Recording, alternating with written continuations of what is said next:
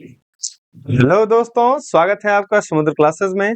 उम्मीद करता हूँ आप स्वस्थ होंगे, अच्छे होंगे और खुश होंगे। बायोलॉजी में आज हम लोग बात करने वाले हैं कोशिकांग के अगले वीडियो में सेंट्रोसोम के बारे में और माइक्रोट्यूबल्स के बारे में। तो चलिए बिना किसी देरी के हम लोग स्टार्ट करते हैं इन टॉपिक्स को। उम्मीद करता हूँ जिन टॉपिक्स पर मैं वीडियो बना रहा हूँ वो आपके लिए बेनिफिशियल होगा। एक एक टॉपिक पर एक एक टर्म्स को मैं डिफाइन करने का कोशिश कर रहा हूँ और आप उन वीडियोस को देखिए, उबाऊ भी नहीं लगेगा, ना ही परेशानी होगी। अगर मैंने एक ही वीडियो में सारे कोशिकांगों को डिफाइन कर दिया होता तो शायद वो वीडियो बहुत बड़ा बन गया होता और आपको देखने में भी परेशानी होती। इसलिए मैंने प्रत्येक सेल ऑर्गेनल्स का अलग अलग वीडियो डाला है। चलिए आज हम लोग बात करने वाले हैं सेंट्रोसोम के बारे में और बात करेंगे माइक्रोट्यूबल्स के बारे में। सेंट्रोसोम और माइक्रोट्यूबल्स को देखिए, ये एक कोशिका है, ये एक कोशिका है हमारे पास। इस कोशिका में हमने क्या क्या चीजें देखी उसको थोड़ा सा देख लेते हैं। हमने देखा प्लाज्मा मेम्ब्रेन के बारे में, ये हमारा हो चुका है। माइटोकॉन्ड्रिया हमने पढ़ लिया, power house of the cell जिसे कहते हैं। उसके बाद हमने राइबोसोम के बारे में पढ़ लिया, रफ एंडोप्लाज्मिक रेटिकुलम हमने पढ़ लिया, न्यूक्लियस, न्यूक्लियोस, क्रोमेटीन, ये हम लोग नेक्स्ट वीडियो में पढ़ेंगे। ठीक है। उसके बाद हमने गोल्जी अपरेटस पढ़ा है, साइटोप्लाज्म के बारे में पढ़ लिया, पिछले वीडियो में वैक्यूली के बारे में पढ़ लिया। उसके बाद स्मूथ एंडोप्लाज्मिक रेटिकुलम हमने पढ़ा है, उसके बाद लाइसोसोम हमने पढ़ लिया। आज हम लोग जो पढ़ेंगे वो है हमारा सेंट्रोसोम, जिसको कि हिंदी में तारक काय भी कहते हैं। क्या कहते हैं? याद रखिएगा, इसको हिंदी में तारक काय कहते हैं। और पढ़ेंगे हम लोग माइक्रोट्यूबल्स के बारे में। याद रखिएगा, जो सेंट्रोसोम होता है वो कोशिका के अंदर पाए जाने वाली एक संरचना है। कोशिका के अंदर पाए जाने वाली एक संरचना होती है जिसको कि सेंट्रोसोम कहा जाता है। ये एक बेलनाकार संरचना होती है। कैसी संरचना है? यहां पर देखिएगा, एक बेलनाकार संरचना है, एक बेलन जैसा संरचना होता है। बेलन जैसा संरचना कहने का क्या मतलब है कि यहां पर देखिएगा इस टाइप की संरचना होती है। ठीक है, ये एक बेलनाकार संरचना होती है। ठीक है। अब इस बेलनाकार संरचना बहुत छोटी सी संरचना होती है जिसके चारों ओर जो है इस तरह धागे के समान जो है संरचना निकली हुई होती है। ठीक है, इसी को हम लोग क्या कहते हैं? तारक काय कहते हैं। तो चलिए स्टार्ट करते हैं तारक काय या सेंट्रोसोम को। पहले हम लोग सेंट्रोसोम देखेंगे, उसके बाद हम लोग माइक्रोट्यूबल्स देखेंगे। ध्यान से देखिएगा, सेंट्रोसोम एक छोटी सी संरचना है, एक बेलनाकार संरचना तो है ही। ठीक है। अब इस बेलनाकार संरचना में देखिएगा कि जो इस तरह का छड़ निकला हुआ है, इस तरह का जो छड़ समान संरचना निकली हुई है, इसको कहते हैं माइक्रोट्यूबल्स। क्या कहते हैं? माइक्रोट्यूबल्स कहते हैं। इसके बाद इसी सेंट्रोसोम के अंदर बेलनाकार छोटी छोटी संरचना है, जस्ट लाइक सेंट्रोसोम। सेंट्रोसोम की तरह ही इसके अंदर भी एक छोटी छोटी दो संरचनाएं होती है। कितनी? दो संरचनाएं होती है, जिसको क्या नाम दिया जाता है? सेंट्रियोल्स। क्या नाम दिया जाता है? तो सेंट्रियोल्स नाम दिया जाता है। ध्यान से देखिएगा। ठीक है, तो चलिए अब हम लोग इसके संरचना को पढ़ते हैं और इसके कार्य के बारे में समझते हैं। सबसे पहले देखिए, तारक काय या सेंट्रोसोम, क्या बात कर रहे हैं? तारक काय या सेंट्रोसोम जो है एक बेलन के समान संरचना होती है, एक बेलन जैसी संरचना होती है ना।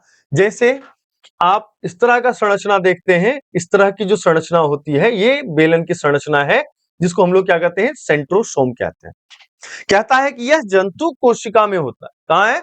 जंतु कोशिका में। जो जंतु कोशिका का जो सेंटर है, न्यूक्लियस है, केंद्रक है, उसी के पास में एक छोटा सा चमकदार क्षेत्र होता है। सेंट्रोसोम जो होता है ना, वो जंतु कोशिका के अंदर सेंटर के पास एक चमकदार छोटा सा संरचना होता है। और इसी के अंदर जो एक या दो जो है वो रचनाएं पाई जाती है। एक या दो छोटा छोटा रचना पाया जाता है, जिसको कि सेंट्रियोल कहा जाता है। मैंने जैसे दिखाया था वहां पर, है ना। इसी के अंदर जो है दो छोटे छोटे संरचनाएं पाई जाती है, जिनको कि क्या नाम दिया जाता है? सेंट्रियोल नाम दिया जाता है। ठीक है। कहता है प्रत्येक सेंट्रियोल के चारों ओर, प्रत्येक सेंट्रियोल के चारों ओर धागे की तरह, कैसा? धागे की तरह, थ्रेड की तरह संरचनाएं होती है, जिसको क्या कहा जाता है? तारक रश्मियां कहा जाता है। क्या कहा जाता है? तारक रश्मियां। अंग्रेजी में इसी को कहते हैं एस्ट्रल रेज। अंग्रेजी में याद रखिएगा, इसको एस्ट्रल रेज कहते हैं और हिंदी में इसको कहते हैं तारक रश्मियां। ठीक है, दिखाई पड़ती है कहां पर? तो प्रत्येक सेंट्रियोल में धागे के समान, चारों ओर धागे के समान जो है संरचनाएं होती है, रचनाएं होती है, जिसको कि तारक रश्मियां कहते हैं। अंग्रेजी में इसको एस्ट्रल रेज कहते हैं, एस्ट्रल रेज कहते हैं। ठीक है, कहता है इलेक्ट्रॉन सूक्ष्मदर्शी, इलेक्ट्रॉन सूक्ष्मदर्शी मतलब इलेक्ट्रॉन माइक्रोस्कोप में यह बेलन जैसा दिखता है। कैसा दिखता है? बेलन जैसा दिखता है, जिसके चारों ओर याद रखिएगा, जिसके चारों ओर 9 धागों जैसी आकृतियां होती। कितनी? 9 धागों जैसी आकृतियां होती है, जो वृत्ताकार क्रम में व्यवस्थित होती है। जैसे कि ये कैसा है? सिलिंड्रिकल शेप है ना। इस सिलिंड्रिकल शेप में अगर हम इसके इस फेस पर जो इसका सर्कमफेरेंस है ये वाला, इसके ऊपर एक एक संरचना ऐसे करके हम खड़ा करते जाएं, तो जैसी वृत्ताकार इसमें व्यवस्थित होगी, वृत्ताकार रूप से जो व्यवस्थित होगी, इसी को यहां पर दिखाया कि वृत्ताकार क्रम में व्यवस्थित होती है। ठीक है, इसी क्रम को क्या कहा? वृत्ताकार क्रम कह दिया। अब कहता है इसका कार्य क्या है, सेंट्रोसोम का फंक्शन क्या है, इसका कार्य क्या है। कोशिका के अंदर कोशिकांग है, मतलब इसका कोई ना कोई कार्य अवश्य होगा। तो कहता है तारक का जो होता है वो जंतु कोशिका के विभाजन में भाग लेता है या विभाजन में सहायता करता है। याद रखिएगा, सेंट्रोसोम जो है वो कोशिका के विभाजन में सहायता करता है। दूसरा पॉइंट कहता है सीलिया और फ्लैजिला। जैसे कोशिका में जो फ्लैजिला और सीलिया होता है उसके बनने में भाग लेता है, उसके बनने में भाग लेता है, मतलब उसका जब निर्माण हो रहा था, किसका? सीलिया और फ्लैजिला का जब निर्माण हो रहा था कोशिका के अंदर, तब सेंट्रोसोम जो है उसके बनाने में सहायता करता है या फिर भाग लेता है। यह कोशिका का प्रचलन अंगक है। क्या है ये? प्रचलन अंगक है। कोशिका का ये प्रचलन अंगक है, जिसको कहते हैं लोकोमोटोरी ऑर्गेनल। लोकोमोटोरी ऑर्गेनल कहा जाता है। अब ये क्या होता है? तो प्रचलन मतलब चलने वाला, चलने फिरने वाला जो अंग होता है वो कौन सा है? सेंट्रोसोम ही है। ठीक है, याद रखिए सेंट्रोसोम जो है बेलनाकार जैसी संरचना होती है। दूसरा क्या था हमारा कि जो सेंट्रोसोम होता है उसके अंदर सेंट्रियोल्स होता है, छोटा छोटा रचना होता है। उसके बाद सेंट्रियोल्स जो होता है उसके चारों तरफ धागे जैसी रश्मियां होती है, जिसको तारक रश्मियां हमने कह दिया। इलेक्ट्रॉन सूक्ष्मदर्शी के अंदर जो सेंट्रोसोम होता है वो कैसा दिखता है? उसके चारों तरफ सर्कुलर पाथ पर, उसके चारों तरफ सर्कुलर पाथ पर 9 धागे होते हैं। कितने होते हैं? 9 धागे वृत्ताकार क्रम में व्यवस्थित रहती है। किस क्रम में? वृत्ताकार क्रम में व्यवस्थित रहती है। इसका कार्य क्या है? तो जंतु कोशिका के अंदर कोशिका विभाजन में यह मदद करती है। क्या करती है? कोशिका विभाजन में सहायता करती है। दूसरा कार्य क्या है कि कोशिका में फ्लैजिला, सीलिया के बनने में भाग लेती है। किसके? सीलिया, फ्लैजिला के बनने में भाग लेती है। कोशिका का प्रचलन अंगक है। प्रचलन अंगक मतलब लोकोमोटरी ऑर्गेनल है। ठीक है, अगला जो है वो हमारा है माइक्रोट्यूबल्स। तो चलिए एक एक करके देखते हैं माइक्रोट्यूबल्स की संरचना और उसके कार्य के बारे में समझते हैं।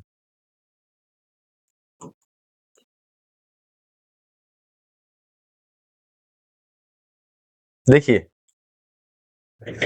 देखिए क्या कहता है माइक्रोट्यूबल्स। माइक्रोट्यूबल्स कहता है माइक्रोट्यूबल्स जो होता है वो छोटी छोटी नलिकाकार रचनाएं होती है। कैसी रचना होती है? नलिकाकार। जैसे पाइप देखे है ना कोशिका के अंदर जो है, समझ जाइए कि ये पाइप जैसी संरचना जो दिख रही है, एक कलम है, मान लेते हैं कि यूनिफॉर्म रहता है, अभी क्या है अनयूनिफॉर्म है। अगर हम यहां से इसको काटते हैं तो ये लगभग यूनिफॉर्म दिखेगा। तो ऐसे यूनिफॉर्म इसी शेप को क्या कहते हैं? नली के समान शेप, नलिकाकार, है ना, ट्यूब जैसा शेप। जैसे पानी वगैरह का ट्यूब होता है ना, उसी का शेप है। नलिकाकार रचनाएं जो कि कोशिका द्रव्य में पाई जाती है। कहां पाई जाती है ये? कोशिका द्रव्य में। माइक्रोट्यूबल्स जो है कोशिका द्रव्य में पाई जाने वाली इस तरह की रचना है, जिसको कि हम लोग माइक्रोट्यूबल्स कहते हैं, है ना। अब माइक्रोट्यूबल्स का कार्य क्या है? तो कहता है पहला कार्य देखेंगे इसका। तो पहला कार्य क्या कहता है कि ये कोशिका विभाजन के समय, किस समय? जब कोशिका विभाजन कर रहा है। अब कोशिका विभाजन तो मैं बार बार कहता हूं, चाहे वो माइटोसिस हो चाहे वो मियोसिस हो। माइटोसिस और मियोसिस के क्रम में क्या होता है, ध्यान दीजिएगा, कोशिका विभाजन के समय क्या होता है? सेंटर में जो है क्रोमेटिन वेव होता है, जिसके बारे में हम लोग पढ़ेंगे आगे चल के। क्रोमेटिन वेव क्या होता है, क्रोमोसोम क्या होता है, डीएनए क्या होता है, आरएनए क्या होता है, है ना। पहले न्यूक्लियस पढ़ लेंगे, उसके बाद हम लोग इन चारों टर्म्स को डिफाइन करेंगे। जीन क्या होता है, क्रोमोसोम, पहले देखिए जीन क्या होता है, क्रोमोसोम क्या होता है, डीएनए क्या होता है, आरएनए क्या होता है। साथ ही साथ हम लोग क्या देखेंगे कि क्रोमोसोम, ये भी हमने देख लिया, लगभग 4 या 5 होते हैं, वो हम लोग देख लेंगे। क्या है इसमें, क्रोमेटिन होता है, बाद में यहां से बनता है क्रोमोसोम। क्या बनता है, क्रोमोसोम। क्रोमोसोम में क्या होता है, जेनेटिक मटेरियल होता है। क्या होता है, जेनेटिक मटेरियल। तो इस जेनेटिक मटेरियल को क्या करना है, तोड़ना है, कि जब एक सेल टूटेगा इससे नया सेल बनेगा, नई 2 कोशिकाएं बनेंगी। तब नई 2 कोशिकाओं के बनने के क्रम में इसका जो जेनेटिक मटेरियल या फिर जिस कोशिका की जो जेनेटिक इंफॉर्मेशन है, अगले आने वाले कोशिका के अंदर जाना है, इसको तोड़ना पड़ेगा। तो तोड़ने के लिए जो है माइक्रोट्यूबुल्स जो है वो क्या कर रहा है, कोशिका विभाजन जब करने लगेगा उस समय स्पिंडल का निर्माण करेगा। किसका निर्माण करेगा, स्पिंडल का निर्माण करेगा।